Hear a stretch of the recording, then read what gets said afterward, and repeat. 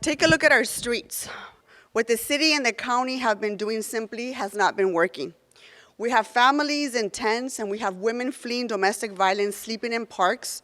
We have people clearly struggling with mental health illnesses, walking around our streets alone at night. We have to call it like we see it. This simply is not working. But we reached a turning point in this crisis where we put the pedal to the metal and treat this like the crisis that it is. Time and time again, our constituents ask us, when are you going to clean up our streets, and what are you doing to solve homelessness? And we have to be honest. We simply cannot solve this on our own. The city needs to build, and we need to build fast. But let's be clear, we have been. We've been doing our part all along. At the city, we need to continue breaking down housing barriers for people experiencing homelessness, bringing them indoors at rates that we've never seen before. And I know a little bit about that because in my district, since the pandemic, in my district, we have built over 1,500 units of both permanent supportive housing and interim units that are either open or under construction.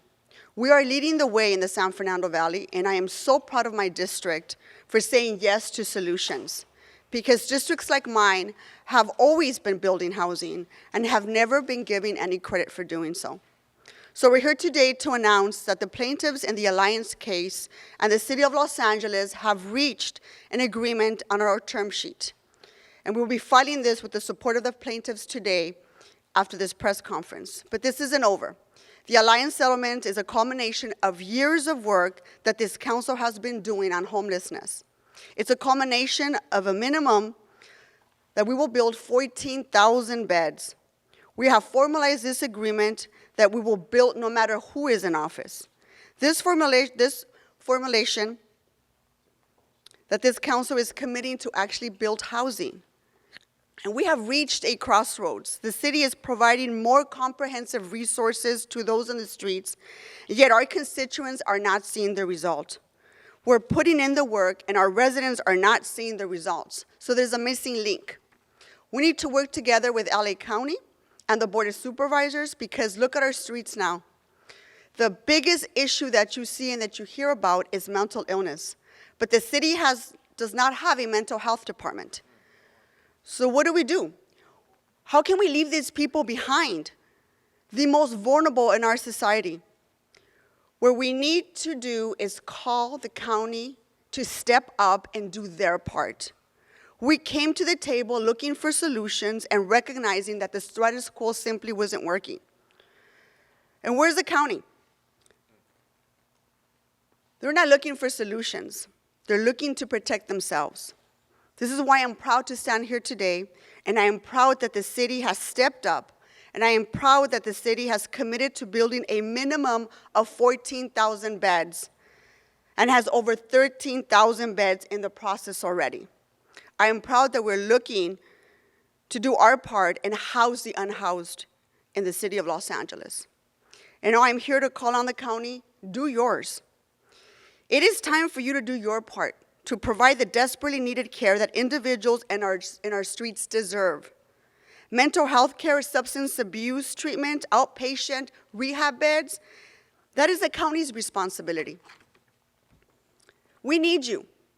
We can't do this alone, and quite frankly, we shouldn't have to. We shouldn't have to deal with people having mental breakdowns on the side of busy streets. And we shouldn't have people suffering from severe addictions on the streets of Los Angeles. We need to prevent people from falling into homelessness. Because right now, we're in triage mode. We need to focus on how to prevent the people from ending up on our streets. People need help, people need services, and that's how you fix the crisis. And what good is building housing if you can't provide the services that people need? The county is the one with $3 billion mental health department. What good is that if you're not using it to help the most vulnerable, those that are living in our streets with mental health issues? What good is it to Angelinos if they're not seeing the results? The council members behind me have stepped up, and they've been building in their districts. And I want to mention a couple of things because I think it's worth mentioning. Mr. Blumenfield, for the first years, a few years ago in the West Valley, there were particularly no homeless housing or services. Over the past few years, Councilmember Blumenfield has worked towards bringing a whole slew of efforts into his community. He has 8 PSH sites built and under construction, has converted multiple hotels from room key to home key because of Judge Carter's intervention. He's also been able to create 2 cabin communities with over 250 beds, as well as expanded safe parking in his district. Mr. Buscaino has built both emergency transitional housing and permanent supported housing in his district. He has helped house 800 people in transitional housing and 800 people in permanent supportive housing. He has introduced everything from new navigation centers for storage of personal belongings, safe parking locations where people can park and sleep in their cars knowing that security is watching over them at night, to doubling the size of the Jordan Downs housing development in Watts from 700 units to 14 units, making housing more accessible in his district. Councilwoman Rodriguez, since taking office, she has brought 292 beds of interim housing, 20 safe parking spots, and 150 units of supportive housing that are open or under construction in her district alone. The Good Neighbor policy created by Councilwoman Rodriguez involves operating protocols for homeless services providers that have been implemented citywide. We also have Mr. Kokorian, who has the first tiny village in his district. So these members are building and they're stepping up. So let it be known that this city and this council has stepped up. We have over 41,000 people living on the streets of Los Angeles. And it's all hands-on-deck effort, and we need the county to do their part because we can't leave the most vulnerable behind. We can't continue to live with the status quo. Enough of delay tactics and enough of saving face. We've met the county at the table, and we can't wait for them. We need to move forward and address this crisis now, and we need to continue to build because we have a serious crisis on our hands, and the city has stepped up to address such. We need the county to step up, not just because it's the right thing to do, but we need to treat this, not only call it a crisis, but treat it like the crisis that it is. I'm going to return back to give Spanish remarks as soon as our speakers finish speaking in English. Next, I'd like to introduce Mayor Garcetti, the man who has been leading our city and an important player in negotiating with the plaintiffs today. Mayor? Council President. Thank you very much, Council President, and thank you, as always, for inviting me to be here in Council Chambers, where I lived for 12 years, and which always, this temple of democracy, where our most difficult issues get discussed, where our most important initiatives get undertaken. And I want to thank you for your leadership, because I've been in that role. I know how tough it is, but I know how important it is. And each one of these council members I want to thank, and those that are not here, because the Council President is exactly right. This has been district by district, neighborhood by neighborhood, street by street, and block by block that I've seen the courage. I was at a groundbreaking yesterday for an HHH project in CD 11, something actually north of the 10 freeway and west of the 405, if you can believe it. And there, John Sari, who runs the People Concerned, said, we're very angry in Los Angeles. We're angry with people on the street, and then we're oftentimes angry with any solutions to solve it. And we have to choose what we're going to be angry about. Well, today we're going to stay angry about too many Angelenos being on the streets. This fire that is raging across Los Angeles. It is time to extinguish it once and for all. These blazes burn on every block and every neighborhood of Los Angeles. I see it at the end of my street as an Angeleno before I come here to City Hall as a mayor. But I'm also proud to stand with folks who haven't run away from the fire, but who have consistently run to the fire, even as it burns us sometimes politically, because it is the ethical and moral choice to make and the only thing to do. This is a significant moment in our fight to extinguish that fire, the greatest humanitarian crisis in our city. It's the culmination of years of work. It's not an island unto itself, but it's an important infusion of momentum. To reach a settlement with the LA Alliance in this lawsuit is what we're announcing. But there's something else here. We've sealed our commitment, and those commitment of folks who will come after us too, to find solutions for our unhoused neighbors, to hold ourselves accountable. We could have fought this lawsuit, said we're doing plenty, but I know this council, saw this as an opportunity to lock down our commitment, to have the protective wings of a federal court ensure that we will, and those who come after us, will live up to our commitments, to build a future where no one is suffering on our streets. As I see this is a settlement not just about what we'll do, but what we're doing and what we've done.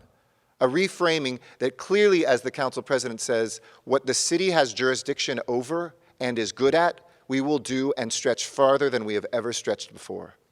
But we also acknowledge what we aren't good at, what we don't have jurisdiction or funding for, and we call on everybody from the state to the federal government, to our county and our communities, to continue to step up, to be there with us. This is a roadmap for us to continue this momentum based on where we are right now and where we need to be in the future. Now, there was a time, not so long ago, that we didn't have the means or the pathway to get there. When our city budget, acknowledging that most of the causes into homelessness and the cures out of homelessness don't reside in the jurisdiction of the city of Los Angeles, we had $10 million in our budget for this. This past year, we put $1 billion together into a budget, a justice budget, to say we will look for every dollar we can find. But we don't want any other money, whether it's mental health money at the county, whether it's state surplus, whether it's federal ambitions, to lie there in a bank account while people are lying on our streets. So we finally built this car. We've built the highway. We have a full tank of gas, and we're moving down the road finally at a decent speed. But there's no question that this settlement turbocharges that car. It is time for us to continue, not with those who say it's not working, to take apart that car, to destroy that road, and to try to wait years again to build something new. No. It is time, as you said, the pedal to the metal, to move forward. Maybe a tank of gas, we can't say anymore. Electric cars. We need a fully charged electric car. Clean electron. Thank you. Considering the fact that in 2013, there were just 11 city-funded outreach employees. Today, we have 10 times that number, 124 outreach workers engaged in our most vulnerable Angelenos getting housed. We've not only increased the quantity, but the quality of our outreach work. And in spite of a public health crisis, the likes of which we had never seen in our lives, we brought over 13,000 people indoors during this pandemic. And citywide, we saw a 23% increase in beds from January 2020 to 1 year later. So if you're asking, can we do this? I say absolutely we can. And then there's our Bridge Home program. First, we talked about a handful, then the ambition of 15. A couple years later, 27 of these structures, more than any place in America, more quickly done than anywhere in this state, are up. Leveraging state and federal resources, we went to Sacramento and Washington and demanded leadership step up, and our governor has, and our legislature has. Altogether now we have 10 tiny home villages, 678 tiny homes, over 1,200 beds in that, including the largest in America in CD14. Of course, temporary solutions are only part of the struggle, because I always anticipate the next question. Well, what if you just do shelter, where are they going to go? We are building beds, more permanent beds than temporary beds. Hear that loud and clear. More permanent beds than temporary beds. Thanks to the voters, and we're doing it 2 years earlier, 15,000 less per unit than we promised, and 1,000 more units than we hoped to do. Faster, more, and cheaper. We've gone from 300 units of permanent supportive housing a year to over 2,000. That is a 600% increase. And earlier this week, when we did the groundbreaking at Iris Apartments, our 19th HHH project, in just 2 years, we now have more than 1,200 units already open, more than 2,500 more on track this year to open.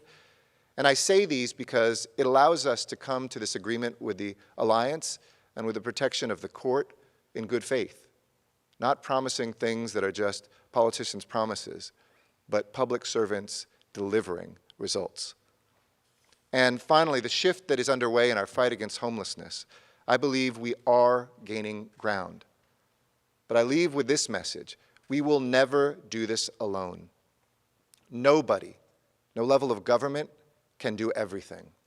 But every level of government needs to do all that they can. And today, your city of Los Angeles is saying that this model for managing our public space, of bringing people indoors safely and putting them on a road to permanent housing, has a new burst of energy. The momentum behind this, whether it's acquiring properties, putting people into hotels, making sure that developments are there to catch them afterwards, we know that it's all hands on deck. It's time for everybody to be there. Thank you. Okay. Liz, you want to come forward? Yep. From the Alliance. Thank you.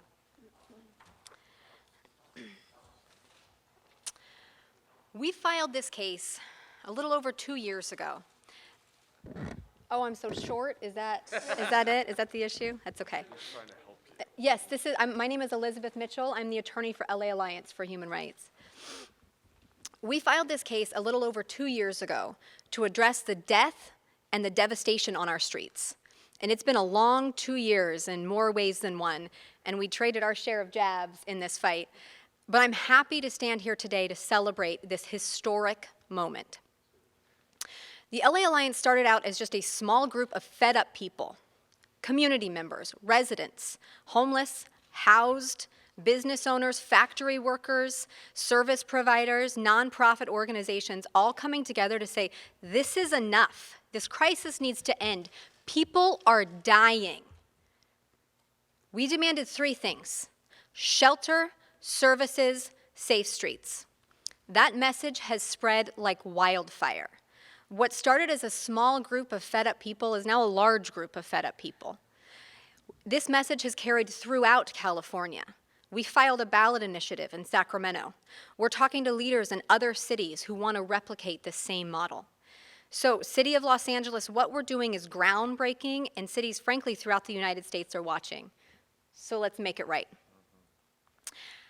I told you we demanded 3 things: shelter, services, and safe streets.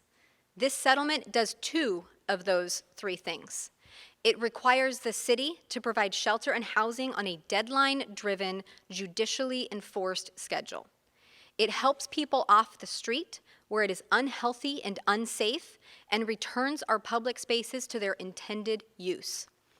But what this settlement does not do, as both Mayor Garcetti and Council President Martinez have indicated, is provide the necessary services and treatment to address this issue holistically. The county has acknowledged its obligations, acknowledged its failures, has billions of dollars for this specific purpose, but yet has refused to participate in this agreement because it says it's doing enough. The audacity of the county to say they're doing enough when the streets clearly show otherwise is offensive to me, to those living unhoused on the streets who are desperate for help, and the thousands of workers who are trying to help them. The case against the county continues, and we will not stop working tirelessly to hold them accountable.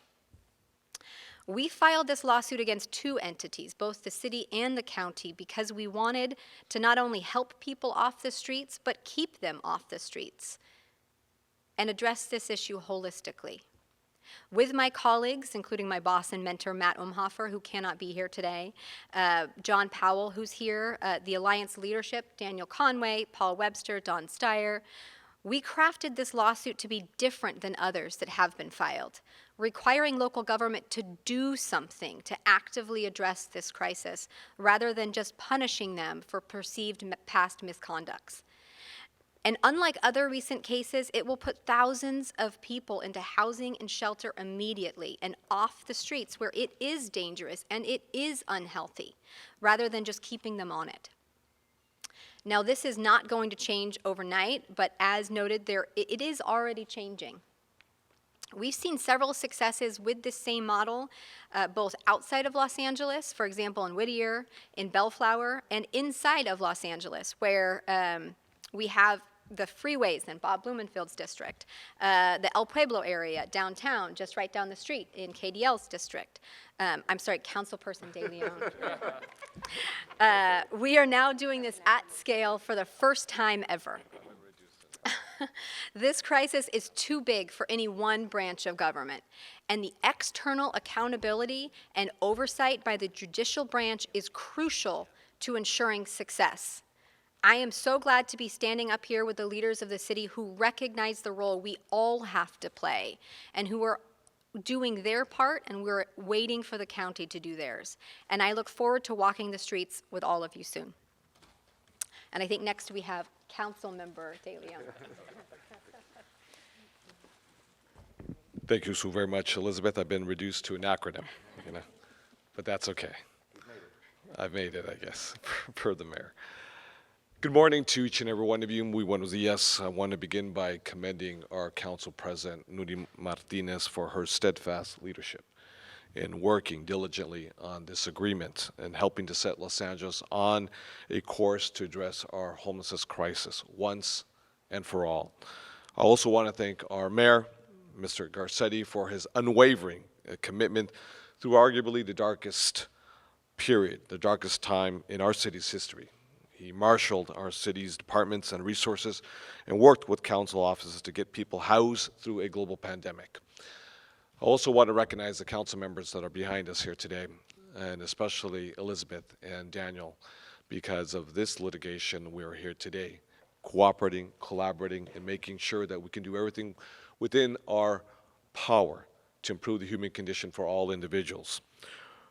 Regardless of whether you're on the left or the right or points in between, we all agree allowing people to live on the streets of Los Angeles is not humane, nor is it progressive. It simply isn't right that over 41,000 people sleeping on our streets every night with no coordinated plan between the city and the county. We all know that we need to move with a sense of urgency to bring our unhoused neighbors off the streets and bring them indoors. Quite frankly, the rhetoric has not equaled to real action. When I came to City Hall 17 months ago in the midst of a pandemic, the biggest obstacle I saw was the lack of a shared goal in the face of this humanitarian crisis. Clearly, there was hard work and dedication and leadership, work being done by all 15 council offices, but no North Star to guide us. If LA is the nation's epicenter for homelessness, then the district that I represent, CD14, the district that I inherited, that I proudly inherited, is actually ground zero. So no one wants to see this crisis tackled more than I do. Some may look at this federal lawsuit by the LA Alliance as a hostile attack. But it's neither hostile nor is it an attack. It's an opportunity. It's a golden opportunity, and we must seize it. It's an opportunity to keep everyone at every level of government committed, because homelessness is not just an LA crisis. It's America's crisis. And as Mayor Eric Garcetti just mentioned a few moments ago, that means it's the President of the United States of America.